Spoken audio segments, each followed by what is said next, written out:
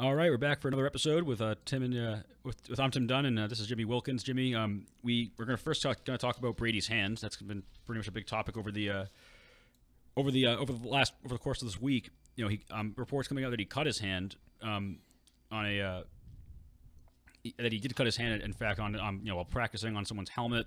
I don't really know what is really more than that. I mean, he's going to play the game. He's going to be in the game. What's your thoughts on it? I mean, it's just much to do about nothing, if you ask me. Is there really a question as to whether it's going to be Tom Brady or Brian Hoyer out there? I mean, the reports trickling in the last couple of days have made it even more crystal clear that it's a rather insignificant injury. I would say it seems like it's more of a cut on the top of his hand or top of his thumb. So it's not really going to probably have too much to do with gripping the ball, maybe a little bit of an awkward feeling on the top of his thumb, but it's not anything that's really like earth-shattering. I mean, at first, of course, the reports come out, they make it seem like he's going through x-rays, he's got a splint in his hand, this and that. I think, if anything, it's going to help the Patriots. I think it's going to help Tom Brady. I think he's going to give him another little chip in his armor there where he's like, oh, I got to do something or I got to play even harder or get the ball out even quicker. So you think it's going to be extra motivation then? I think so. I don't think he needs it, but I think that I think in his mind he loves stuff like that. I don't think he needs it either, but he truly thinks that, oh, they're doubting me. Oh, I think I banged my finger. I can't do this. I'm going to go out and do it even quicker. That's kind of how he works. I think if you're talking about any doubting or any doubt from the other team, I think it's just going to be mostly based on the fact that they think they can that there's a competitive disadvantage for him. I don't think that they're going to think he's upset or unmotivated. I think that's why I think everyone overreacting to this, like, is he going to sit? No, he's not going to sit from this. He didn't break his hand. He wore 2 gloves too. Everyone's making up that. I think it's pretty obvious what he's doing. He's just putting an extra glove on to make it look like he's, who knows what's going on. It's a ploy, obviously. Yeah. It's a getaway thing. So I don't think it's going to be too much of a big effect. How do you think it's going to play out in the game, though? Do you think it's going to be less productive? I think, if anything, it's going to make him better. I think one of the biggest things against this Jaguars defense is you got to get the ball out quick, right? Jaguars are fast. They can get to the quarterback. He's got an offensive line situation, if you talk about the right side of the offensive line, which is a little bit scary right now because you're either going to go with Cam Fleming, who is not the best option in the world, or you're going to have a hobbled Adrian Waddle in there at the right tackle position. So you want to get the ball out quick. Knowing that he wants to keep his hand maybe free of any type of getting a chance to get dinged up or anything with the pass rush coming, he's probably going to want to get the ball out quicker, which is probably going to help them get the ball into the flat, get the ball to the receivers a little bit faster, and help them move the ball down the field. This is a similar defense to what you saw them face in Super Bowl 49 against the Seahawks. Got to get that ball out quick, take the short chunks, and just chunk up the yardage rather than going for big hitting plays down the field. I think, if anything, it actually probably enhances what they're going to do on Sunday. I have Bill Reynolds from the Providence Journal. Tell me if this is hyperbole or this is an overreaction. If you think this is. So I quote Bill Reynolds again. This is his piece from the Providence Journal. So will he play? Better yet, can he play? That's the question. That the one that hovers around the game like some kind of misunderstood thundercloud on a beach day. But more than that, it's like a neon sign that points to the future. Do we need any more reminders that Brady is now 40 years old? Tough terrain for any NFL quarterback. Like no matter how pliable and how many glasses of water he drinks every day. Is this a sneak preview of the future? The one without backup Jimmy Garoppolo, who was dealt away to San Francisco back in the fall. So I guess this is what people in the media do. I mean, they try to make a story out of nothing. This is nothing. In my opinion, this is nothing. I don't think it's going to make him less productive. I really don't. I mean, if anything, say if it was a big cut and it did hurt him and it did hurt to throw the ball, what I think the Patriots are pretty good at masking what their game plan is going to be and then kind of adapting it. And I think if it comes down to it, if he needs to throw the ball, if he needs to throw it around, if he actually needs to get out a pass, it's not going to affect how long the pass is going to be, how short it's going to be. I don't think. I think it's just going to. Or I don't even think it's going to matter, like you said earlier, about getting it out quicker. I don't think that's really a problem either. Yeah, I mean, I think it's just like you said. It's kind of one of those things where the media just needed something, because in some ways a lot of people are saying, well, the Patriots, if they play a perfect game, there's no way the Jaguars can beat them, no matter what the Jaguars do. So when you're looking at it from that aspect, now you have the injury in there that adds a little bit of confusion or cause for concern in New England. They're drumming it up, and now it gives the media a reason to ask Belichick, oh, do you feel bad about trading Jimmy Garoppolo now? Even if Jimmy Garoppolo is there with this injury, even if it's a little bit more significant than I think it actually is at this point now, Tom Brady's playing. Okay, Tom Brady's playing until he has to get scraped off the field. So I don't really think it makes much of a difference. It's just something for the media to, another question to ask, another way to make this game maybe a little bit more close in the minds of the media than it might end up being. Yeah. That's kind of like you kind of just describe the average route that for any game, though. It's just make the game interesting. That's kind of what the NFL PR and what people carrying the game want to do. I mean, I just don't really see anything in this besides any other week. He's been on the he's been on the injury report, which is never. I don't know how you can trust any NFL roster, and especially the Patriots injury report. But I mean, I guess that's. Yeah, I mean, there was a point earlier this. I think it was maybe not this week, but the week before, where someone had asked him about. Or when he first came up with a hand, I think someone asked him about the injury, and he said, "Oh yeah, I've been on the injury report for a while. I think they listed it as an Achilles." He thinks they listed it as an Achilles. If he's really got an Achilles injury, wouldn't he know they listed it as an Achilles? There's a lot of gray area with how they. You even had reports from Brian Hoyer when he was in his previous stint with the Patriots, like years ago, when he was saying how Brady would have, he played a game with some sort of like. What's it, not like I don't want to say hemorrhoid is the wrong word. Hemorrhoid isn't the word. He probably has played with hemorrhoids, but the a lower body injury, something like that. When your muscles, abdomen, an abdomen tear, something like that. He played through that. One time, like something happened to like his man parts, and he had to play with that, and they were swollen, like I think to the size of like bowling ball, not bowling ball, but they said they were swollen to the size of grapefruits. Brian Hoyer said, and he said, like Brady has the biggest balls he's ever seen. So yeah, there you go. Yeah, and that's figuratively, of course. Too. But so what do you know about the Jags cornerback Ramsey? Got a big mouth. He does, yeah. He's saying Gronk hasn't played a corner like me before. What do you think about that? Do you think he's gonna? I mean, I think that he's not. I know he's not talking one-on-one. Maybe he's talking about double or triple coverage like every other team does. See, I think Jalen Ramsey should have taken a lesson from the team that he just beat, the Pittsburgh Steelers, who did a great job of running their mouths and running themselves right into the ground. How much did we hear that whole week leading up to the divisional round? Oh, all the Steelers talked about was the Patriots. And guess what? Steelers are at home. They can watch the Patriots at 3 o'clock on CBS like the rest of us, but they're not going to be playing in the game. Jalen Ramsey comes out after the Jags win. Not only is he talking about covering Gronk, he's talking about how he's going to, or how the team's going to win the Super Bowl, the Jaguars. He's guaranteeing it. It's like, man, just play the game. Just shut up and play the football game. Gronk, you've never seen a tight end like Gronk. Gronk's never seen a cornerback like you, maybe, but you've never seen a tight end like Gronk. Can you stop him? It's just running your mouth, and I just find it unnecessary. I get that it adds. I get that you want to be positive about your team and you want to go in with a positive mindset. We can do it. And obviously the Jaguars enter this game as an underdog, but just play football. Well, I mean, I don't know. I think that all athletes, talk trash to a certain degree. I know that, we saw Richard Sherman. I'm sure, were you a fan of Richard Sherman a few years ago with his antics? I wasn't, but I'm not a fan of when they do it, but I understand it. It's what gets them motivated. Now the Patriots do it in a different way. Obviously, they do it in the aspect of we're gonna get bulletin board material, and that's Belichick's probably the best at ever doing that. That's kind of more of a cliche topic, but that's what he is better at doing. Exactly. When it comes to this, I think that it's just, again, this is all rinse, wash, and repeat. I mean, the Patriots, do we have any doubt the Patriots are even going to go to the Super Bowl? Do we have any doubt that Gronk's going to, if he does, that Gronk's either going to do one of two things. He's going to have either a huge game, and he's going to dominate this guy, and he's going to, it's going to be the whole approach from, I don't know who's carrying the football game. I think it's Sunday Night Football, but is it? Yeah, or I don't know who got the rights for the playoff game, but whoever's carrying the game. I think it's NBC. I think it is Al Michaels. Yeah, they're gonna go for Al Michaels is gonna go for the angle of this guy was talking trash. Gronk, Gronk got mad, and Gronk lifted like 3 extra times during the day. That kind of thing. But how much do you think? Do you think the Jags are even gonna be able to stop the Patriots remotely? I think it's gonna be similar to how a lot of Patriots playoff games start. It's going to be a little slow. They're going to feel them out. They'll probably test the waters a little bit. I'm actually interested to see what they do in terms of if they win the coin toss. Last week, the Patriots took the ball against Tennessee, which was a little unorthodox for them. They typically like to try the chance for the double score right before the half, and after the half, they'll defer to the second half. They took the ball. I almost feel like with the Jaguars, they took the ball to start the game against Pittsburgh, and they went right down the field. Obviously, I think the Patriot defense is a little bit better than Pittsburgh's defense.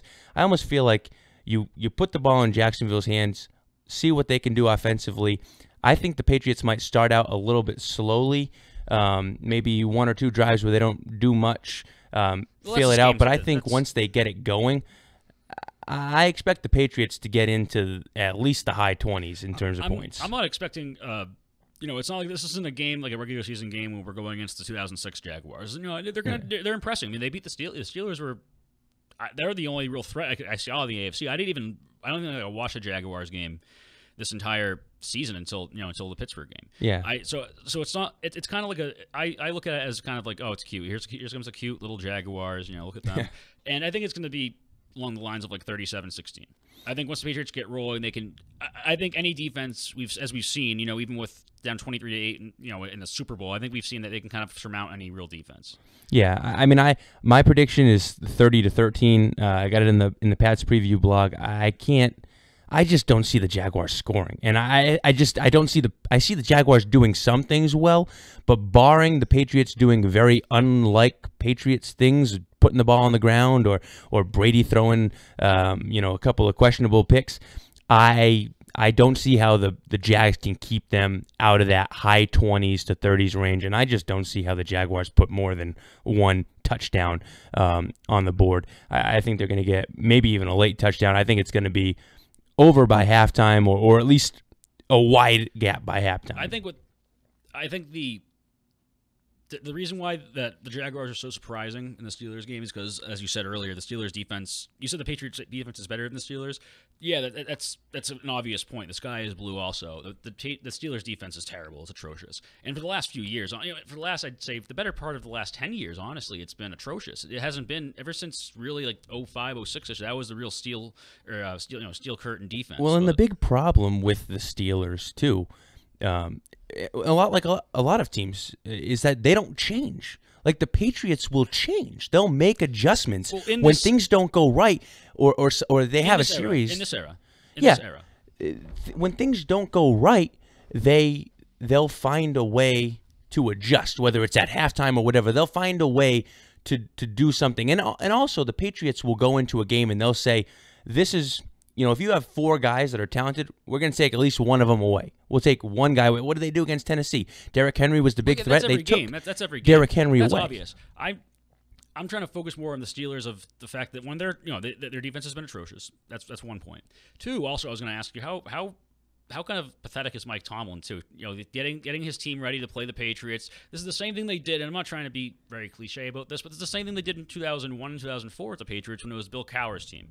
When they already had their bags packed, ready to go to the Super Bowl against the Rams, that kind of thing. Yeah. And they lost. And the same thing happened in 04. They beat the Patriots and stopped their regular season win streak at like 18 or 21 or something ridiculous amount of wins in a row.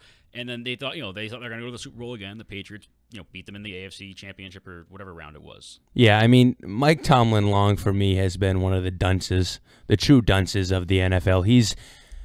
I'm a little shocked that he's been a head coach. A good coach. He's depending on how much he's even involved with getting the players on the team. The most you could say is he's good at he's a good practice coach. He's a good cheerleader is more like it. I mean, think what you could say is this. How the old adage was, the old saying for John Farrell, for example, was he's a bad in-game manager. Some would say. Yeah. That's what I think you could say for Mike Tomlin. He's just.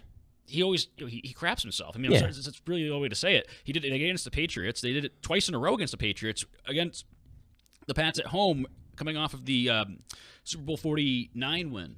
I was actually at that game. I was still working at Gillette at the time, and I remember the season opener. Yeah, and Tomlin, and Ben Roethlisberger and the players are an extension of Tomlin and his coaching. Ben Roethlisberger and Tomlin were freaking out because the Patriots' defensive line shifted.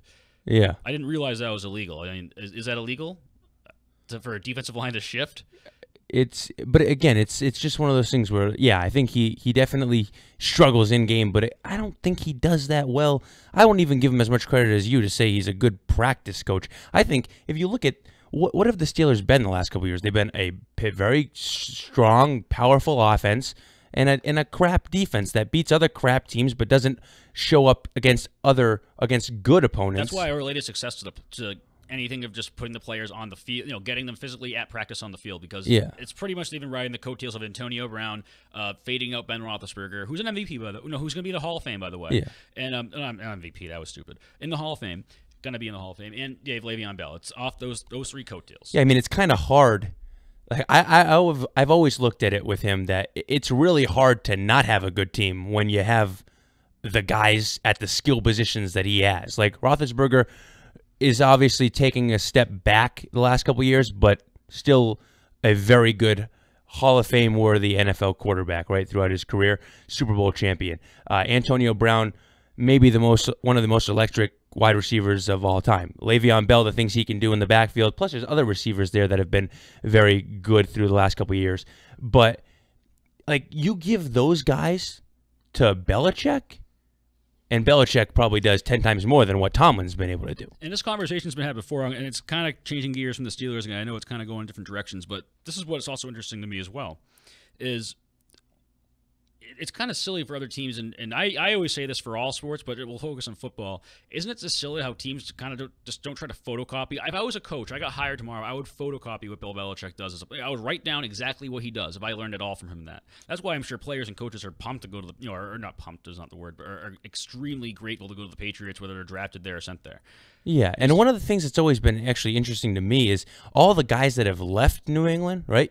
All the coaches that have left to go, get their shots as head coaches at other places. It hasn't really ever worked out for any of them. It has in spurts and in moments. I think part of that is obviously because you're dealing with grown men that are set in their ways. So it's hard to get a group of 20 and 30-year-old men to look at you and say, well, yeah, he's bringing in the things that he says Bill Belichick does to win. Well, we saw McDaniels fail. We saw Charlie Weiss fail. We saw pretty much his whole extension, his whole tree has failed besides Nick Saban. Yeah. And he failed in the NFL. He couldn't coach the Jets. Exactly, yeah. He went running back. Was he Jacksonville? No, he was in Miami. And I think he left mid-season, went back to Alabama. He couldn't handle it. But I think it's part of that. Like, right, I think there are people that throughout the last 16 years have come to the Patriots and said, I want to, or have maybe been a different person on another team, but have come to the Patriots and said, I'm willing to bend, if it's for a year or a couple years, into the mold. But why don't those same guys accept one of Bill Belichick's? I just don't understand how the philosophy hasn't really branched out. I've even heard, I can't really source where I've heard the comments from, but I did hear listening to the radio, I think earlier in the week, that there's other players who were asked, I think anonymously, across the league about the Patriots protocol and how they do things, and they say that it sucks. They don't like it. They're not a fan of it. Yeah. And I guess there's also some of those players were players who were formerly Patriots. So it's not for everybody. But if I was a coach or I was running a team, I would, philosophy-wise, obviously you want to do the same game plan, but you can't get the guy's playbook. But by terms of philosophy, I think you should. I would mimic him. I would do the exact same thing, and it shows. And I think that's not the main reason, but that's why you see a lack of competitiveness across the league. It's partly because of that. I think that's the minority part of it, but also is because since the last time they restructured, getting a little off topic, last time the league restructured, in 2011 after the brief lockout, the players opted to have less practices. You couldn't do. You couldn't have two-a-days, all that kind of stuff. Now, obviously, less practices makes sense. It's going to be terrible play. Yeah. No, it definitely has been an issue, but yeah, I mean, it is a little bit of a head scratcher why more teams haven't just said like, "Hey, let's implement." And like you said, it doesn't have to be like the Vikings become the Patriots in how everything they do stuff. But wouldn't you take some of the things? Wouldn't you? I mean, word has got to have spread around the league about some things that they've done. In this aspect, as in not like the way they form their offense, not in the way. I think, Pete Carroll, how good are the Seahawks right now? They're not. Yeah, they're a little bit of a mess right now, actually. They're terrible. They suck. Yeah. And a few years ago, and it's kind of funny, every team that loses to the Patriots, especially in the Super Bowl, they kind of just collapse. Look at the Falcons. Yeah. Yeah, they've kind of they do take a tailspin. They take a tailspin, and if you look at these teams, the Falcons you can kind of leave out of this assertion, but with the Seahawks, Pete Carroll, do whatever you want, say whatever you want. I don't care. I'm hip, cool Pete Carroll. I'm with the players. If you want to have a silent protest, if you want to do whatever the hell you want, go ahead. And I'm not talking about the flag thing. I'm just talking about anti-work things. If players anti-establishment type of attitude. Yeah. A lot if of players those guys mad at the owner because the owner didn't give them a good parking, that kind of stuff. Sure. The Seahawks are probably some of the most spoiled, obnoxious players in the entire, in all of American sports. And I don't want to get in trouble by going into what they've done, but if I just mentioned the name Michael Bennett. Yeah, that was the guy I was thinking of in my head. Yes. Yeah, he's. But again, if you look at the Seahawks, right, that's a perfect example, similar to like what I was talking about with Pittsburgh, right? They just had a lot of talent. Now, some of that talent's dropped off, whether it's been injury or guys have, bankrolled that into bigger contracts with other teams and free agency. That's why they're in the position they are now. The reason why they're taking a step back as a franchise or as a team right now in the NFC West or in the NFC as a whole is because some of that talent has dropped off. Guys are getting a little bit older. Guys are getting dinged up.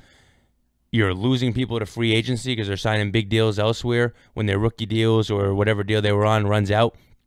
And you don't have that same Patriot-like system in place that you had, that freewheeling and dealing type of idea or mindset from Pete Carroll. It's like, yeah, do whatever you want because all things are good because we're talented. But when the talent runs out, we don't. What do we fall back on? When you tie in like retaining players, everything, yeah, I think there's two aspects to that. There's what you just mentioned, as in keeping them happy, keeping the team unified, and it's honestly, I think it more relates to like the role of a baseball manager. That's kind of what you have to. That's a part of the job of a football coach. You got to be a baseball manager too. You got to make sure everyone's happy and manage the club.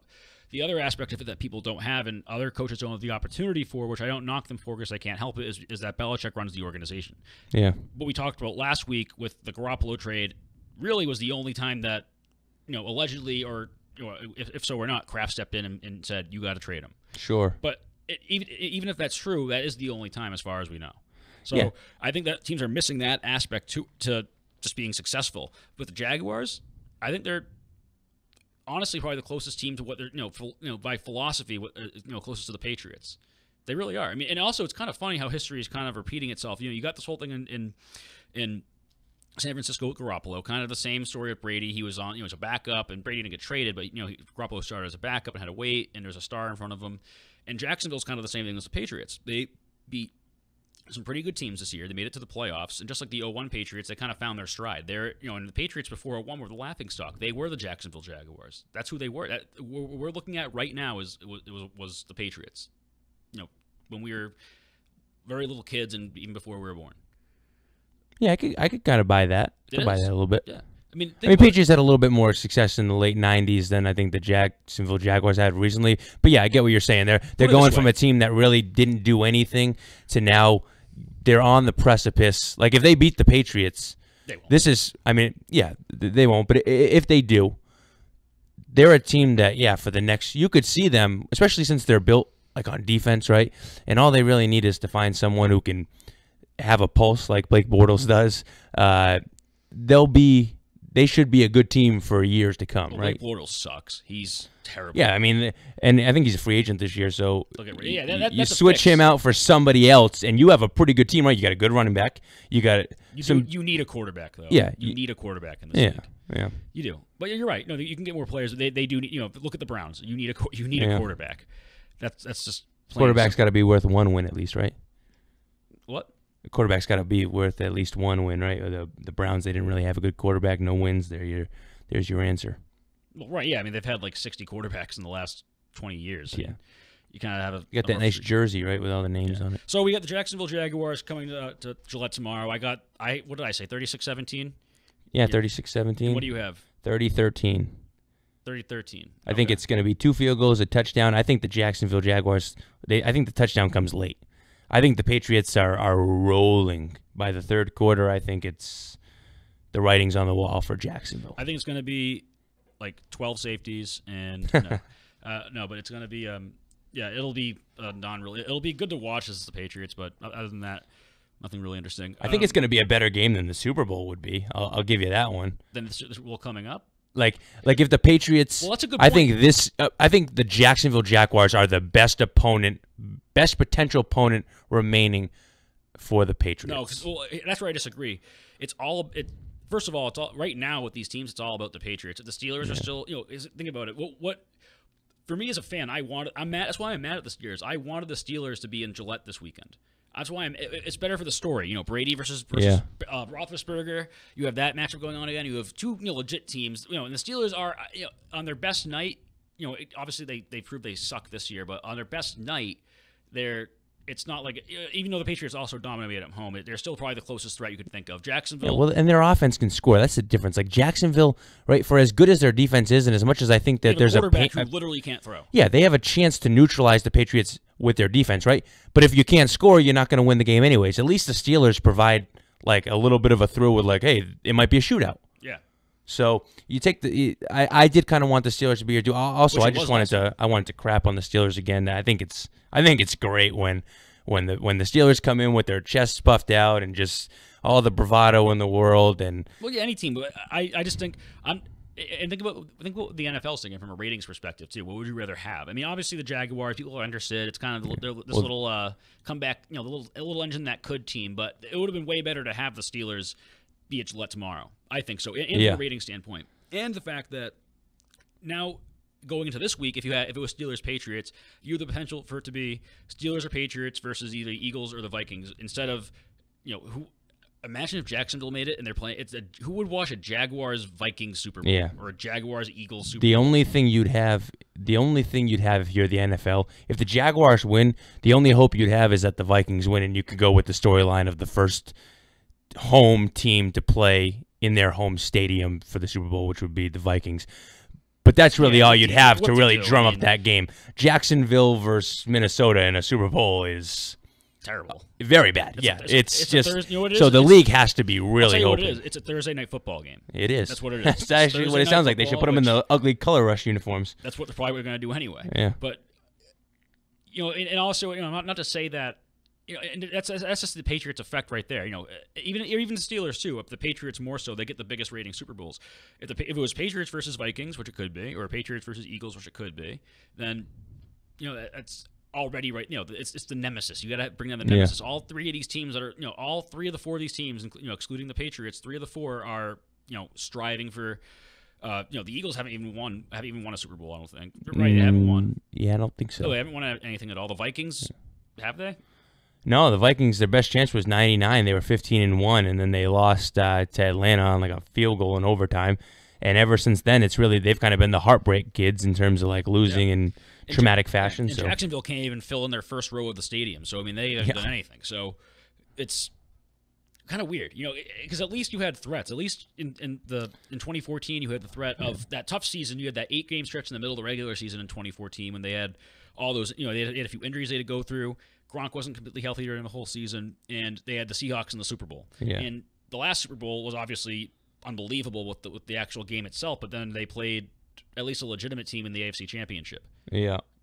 I mean, kind of legitimate. Yeah, they lost out. I mean, I think from an NFL standpoint, you really wanted the Saints to make that tackle in Minnesota. Not to go completely off topic, but you want the Saints to make that tackle because the Saints-Patriots Super Bowl, exactly. That's a pretty interesting game. That's a good point. That's a good point. A Breeze-Brady matchup? Yeah. See, that sells itself, right? It sells itself a lot better than Jacksonville, Minnesota. And don't get me wrong, the Super Bowl is obviously must-watch television as it is, but it's huge. Justin Timberlake becomes the biggest story probably if it's Jacksonville, Minnesota. The halftime show. What's it going to be like? Well, the 03 one, I hope, but yeah. We'll have to wait and see. I don't know if he's going to test those waters again. That was awesome. I do remember that. Yeah, that was hilarious awesome, not the fact that happened to her. But let's get back on topic. But I guess that would be huge. That would have been a huge game. Or even if it was actually, that would have been the only option. Every other good quarterback is. Or if it was the Eagles with Wentz. If it was the Eagles with Wentz, that's a good game, right? It could be. But that. You roll out Nick Foles, and it just becomes a little comical. I think the Vikings are going to go to it, though. I think the Vikings are going to win the NFC. Yeah, I have a tough time believing in the Eagles doing it again. Like, Atlanta had a lot of issues that they still hadn't figured out, like you said. I mean, part of that whole idea of teams not being able to recover after losing to the Patriots in the Super Bowl, Atlanta should have won that game in a lot of respects. A lot of bad plays down the stretch. I think Minnesota's going to win. Both the Vikings and Eagles both played terrible defenses too. That's one. And again, they can't help who they can play. I'm not trying to be a Dan Shaughnessy with the tomato cans kind of reference, which is unbelievably old and tired anyway. But Yeah, so I mean, it's going to be a good game tomorrow. Is it the first game or the second game tomorrow? I can't. Pats are the first game, 3:00. 3:00. CBS. So we'll really tune in. be ready to go. All right, so we're going to wrap up. We got a few minutes on. Let's talk a little bit. The stove is still hot for the baseball season, so if you want, it's starting to warm up again. It's starting to warm up again. I mean, not up here, but I think pitchers and catchers report pretty soon. I believe they report. Yeah, a couple weeks. Couple weeks. Got to be a couple weeks, right? Usually the second week of February, so probably about 3 weeks. Yeah, moving day coming up, and it'll be good. I mean, I know that you wanted to talk about JD Martinez and how he's still on the fence about coming onto the team and everything, and it's weird because that's what you said earlier. Before we came on the air, we came on the air here is that it's odd that this is really the only player that the Red Sox are pursuing in the offseason rather. It's kind of this is a team that obviously needs more power at the plate. They were dead last. I don't have the actual numbers in front of me. They were dead last in the entire league last year for power, for hitting home runs. You can't have a team that hits singles, especially in Fenway Park. That's pathetic. That's a high schooler. If they allowed high schoolers to play there, a high schooler could hit it over the green monster if you got a good round on it. And it's not even so much about the fact that the Red Sox need to get more power. It's also the fact that look what the Yankees did, right? So the Yankees went out and they've made moves. What have the Red Sox done? They brought back Mitch Moreland on a 2-year deal. Like that's going to be the difference. Do you have the same team right now? Everyone says that and I was part of it, and I still am part of it. John Farrell was a bad coach, and a lot of the onus is on him. But a lot of it, and it's going unspoken, is Dave Dombrowski. I think he's just a terrible general manager. He has had success in Detroit, and he's had success in other places, but he's been a bombshell here. He's been terrible. Yeah, I mean, he just hasn't really made any big moves. I don't get what. No, Ben Cherington isn't the world's genius either. But at least in the Yankees do, and it's and the argument you could use that and the argument that Red Sox fans use when before they won a championship, the Yankees just buy everything. The Red Sox can too. They're the second richest team in the MLB, and they have no fines really at all. They're baby fines for going over the cap. Yeah, the Red Sox have bought just as much. I mean, David Price. That's terrible. Kind of the end all. He's pathetic too. He's a player who can't play in Boston. He just can't handle it. Yeah, that's just bad background checking on. I mean, and listen, the Yankees have had the same things. There's other teams that have had the same things. Guys can't handle the heat in certain areas, but that's. Well, here's how New York's different, though. I think because especially for a Yankees player, the reason why it's different is because New York is so big that you're not getting a consistent. And I'm not saying the same guy, but there's just so much. There's two sports teams for each sports in New York City. It's just so much to do, and even as something even back when baseball was still more prevalent, more popular, a Yankees game. Was like the biggest event of the night for sporting, but it's New York City. There's still 10,000 other things you can do. Sure. I think in Boston, I think it kind of having that smaller city appeal does make it. I don't know. I think playing here is a little bit tougher than New York, even though New York is tough with the press. The press is equally as tough in. Yeah, I mean it's Boston. similar. I think that's a good point because Boston. You think about it, right? It's still similar pressure. It's the same type of pressure you get in New York to perform, but it's a little bit of a smaller feel in terms of like who you're seeing every day, same reporters, things like that, guys that can really get under your skin. You need to bring in a guy like Dan Shaughnessy, you mentioned earlier, who can kind of start to ride you a little bit. And the fact that you don't have two, in Boston, you don't have two teams. You have the day off in New York. The Mets will get covered. Maybe someone will screw up in the Mets. Yeah, and the Mets do a good enough job of doing that anyway. Yeah, causing antics or doing stupid things or just being bad to take some of the burn off the Yankees anyway. Else in Boston. It's the pro sports. It's 4 teams, and that's crazy. There's nowhere else in the country really like that. There's only 4 teams, and that's it. There's no high school. There's no high school nowhere. If you're in Texas for football, but there's no college appeal. There's no and that's partly probably Boston College's fault. Just and UMass Amherst, which they aren't really. They're D1A kind of, but Boston College has been horrible in basketball and football for the last decade. It's not interesting. But anyway, getting back to JD Martinez, do you think that the Red Sox are going to actually pull the trigger, or do you think he's going to make the stakes too high? I don't know. My bigger question with the whole JD Martinez thing is why are we dead set on JD Martinez? Like, what does I understand he can hit a lot of home runs, right? I understand he over the last 4 years has been a very powerful bat, and you need a power bat. But I'm not exactly sure why all the eggs are in the JD Martinez basket when he's not a very sound outfielder. You have 3 outfielders that are all very good defensively. two guys that you're definitely not moving in Betts and Benintendi. Like, they're not going anywhere. Bradley Jr. is the only one who you could potentially really think about flipping or trading. And let's be honest, I don't really know if many people want him. He is a special defensive player, but he lacks a lot to be desired in terms of an offensive threat. So your defense is kind of set in that instance. You're going to put him at DH. Speaking of Martinez, so what happens to Hanley Ramirez? And you just brought back Mitch Moreland, so you can't play Hanley Ramirez at first base, or you'll be paying Mitch Moreland $13 million to sit on your bench, and all he can do is play first base. And I'm sorry, I guess Alex Cora will be a good manager. Maybe he relates more with the guys. Maybe also being more, being more Latino, he can relate more with a more Latino clubhouse. That could be even good also. But I just don't think anybody is smart enough to just look what John Farrell did, laughably last year too. It was a circus out there. No one was in the same position every night. Yeah. That was it. You had Jackie Bradley Jr. who can't hit at center field. He's the only constant.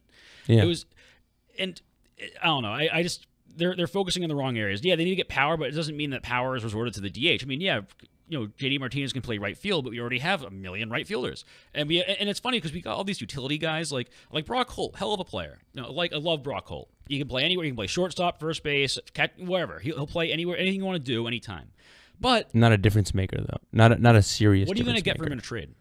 Yeah, I mean, it's the same thing like we're talking about with Bradley. Like, I think they tried to trade Bradley, and what are you going to get for him?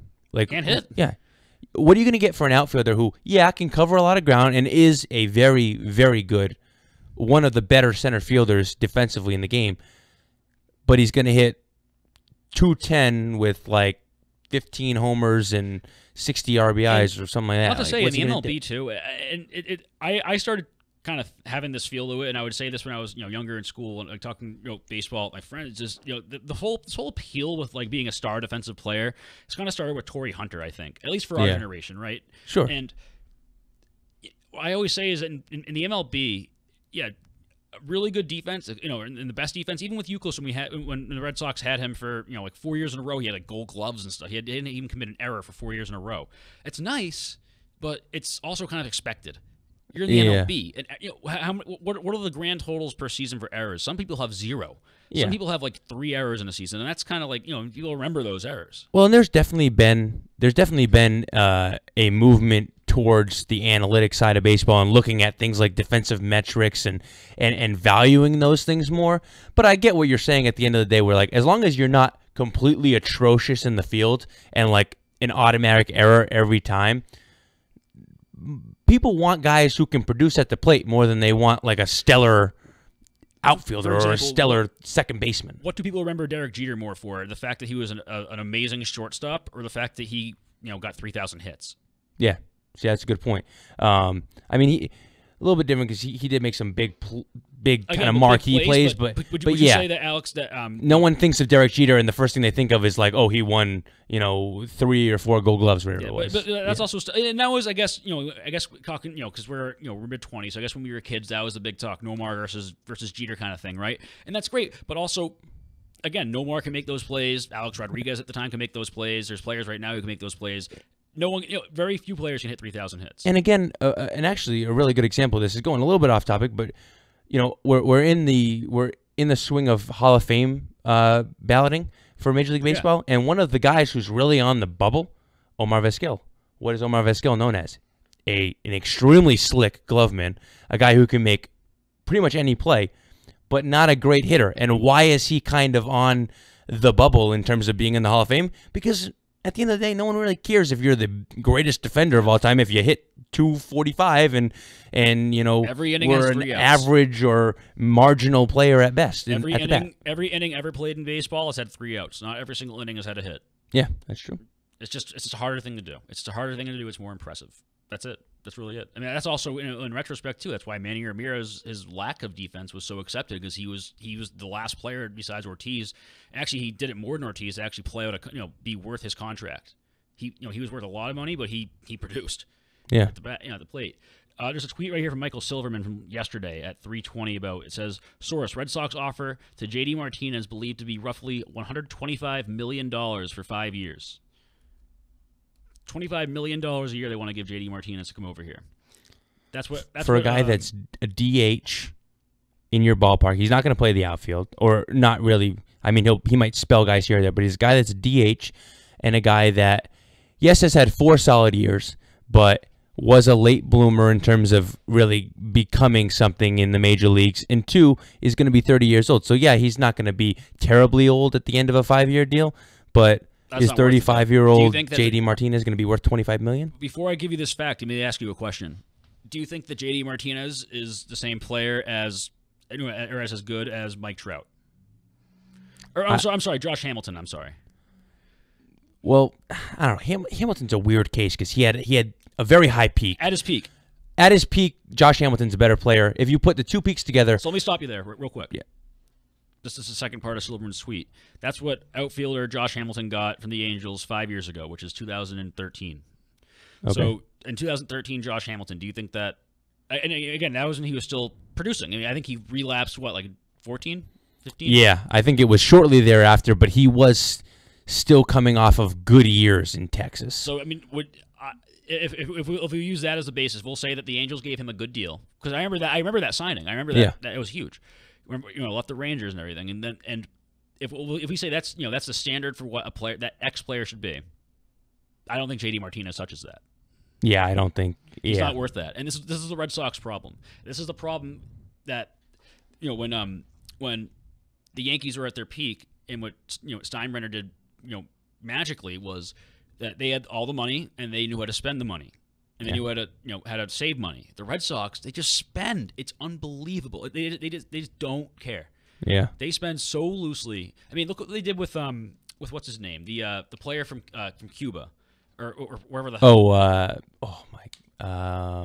I know you're talking about the outfielder, Castillo. Rusney Castillo. Funny, he hasn't done anything. He's still playing for the Paw Sox. And he showed up with 3 cars. I mean, they and the penalty, I think, is you have to pay back 100% tax if you go over your spending cap for outside of the league, or for outside of the country for getting those players. So they spent like $20 million on them. So they had to pay a $20 million fine to the league. Or no, not $20 million. It was a lot more than that. But to use simple math, it's just stupid. Yeah, it is. You screw us for getting other players. You screw the whole franchise for even developing. And I think that the biggest problem is Dombrowski in that aspect, because he initiated that deal, or was it Or was it, what's his name before? Charrington. Yeah, I think it was Charrington. And I was going to bring up also Sandoval. Now, Sandoval, was that Charrington or was that Dombrowski? That was Charrington, I think. That was Charrington. That was tail end. So, in Dombrowski's defense, Charrington. But again, like, Sandoval was another guy where, like, yeah, he had some very high moments at the right time. He had some impact moments in postseason play for a couple years there for the Giants. But was Sandoval worth, what did he get, like an 8-year deal or something? It was, I don't know how long the deal was, but it was something along the lines of like $200 million for a certain amount of time, like 6 years, something like that.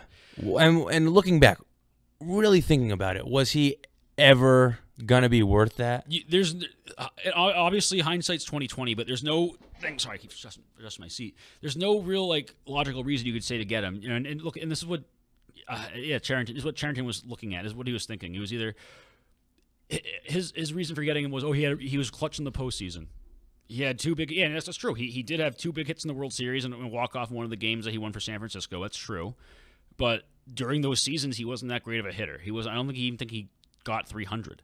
Yeah, he was like he was a solid third baseman, but he wasn't like a superstar. I don't think he was really like an all-star worthy guy any of those seasons. And again, it goes back to a bigger problem that there is in baseball and in professional sports in general. Like, you're paying for what guys have done, not what they're doing. Yeah, well, yeah, but that's where the role. That's where Charrington, and currently Dombrowski have to step in. That's their job. They're saying you're supposed to look at a guy like that and do some research on this and say, okay, well, San Francisco he was so bad with eating and being overweight with San Francisco, they had to make rules with him. The Red Sox gave him no rules coming in, and he was so fat that he couldn't even bend over for literally. There's pictures of him. He couldn't bend over for a ground ball at third base. There's that GIF that Barstool Sports put out last year of him swinging the bat, the belt buckle breaking. Yep. I mean, he's messaging prostitutes while on his iPhone while taking a dump during when he's supposed to be in in the batter's box or on deck. It's a joke, and he's obviously gone. But there's a long list of players like this, and it's an MLB problem, but it's also specifically a Red Sox problem. Yeah. The Red Sox don't bother. They think they're doing. It's almost like the Red Sox management looked at the Yankees' success over the years with how much money they've had and how many players they've gotten because of that money, and they say, okay, we can just do that too. We're just going to throw money away. They did it with and this is an anomaly, but they did it with Carl Crawford. Carl Crawford was the first of these many terrible players, players who shine on other teams like the Rays, and they come up here and they can't handle it. Yeah, that whole 2012 team. I mean, even Adrian Gonzalez. And now that I think about it, they really do have a long track record of maybe. Not, I think where they struggle the most is that I don't know if they background check the guys the best, right? Because I remember after the first kind of big blow up with Sandoval being here and being overweight, there were a lot of stories coming out about how he was in San Francisco and how he had those binges where he'd go back home. I think he's from Venezuela. He'd go back home for a month and gain 31 pounds and come back. And San Francisco knew all this, but I think it was the Red Sox didn't know that. They didn't background check enough. Yeah. And you even fast forward now to when they first hired Alex Cora, a couple weeks after that, there was these reports coming out about how there might have been some friction with him in Houston and how there was some things that he did there or ways that he handled things there that were that rose eyebrows around the league a little bit when they were unearthed. And it was I remember people talking, and I remember listening to sports radio in Boston, and people were saying, how did the Red Sox not know this? It was almost like the Red Sox had him penciled in to begin with, and that was their guy. Once he became available, that was their guy. They had him penciled in. They didn't bother to look. And it almost seems like they have the same track record with some of the players, like a Sandoval, a Rusney Castillo, a guy like Crawford, guys like Price, where they just see a big, shiny toy that's in someone else's, playroom, and they say, I want that, and they don't bother to look and see, if that will work for them. Because it's exactly what you said, and also because Larry Lucchino, he owns, he controls the purse, and he does what Robert Kraft doesn't do. And crazy how Robert Kraft is successful, minus the Jimmy Garoppolo thing we talked about, doesn't get involved.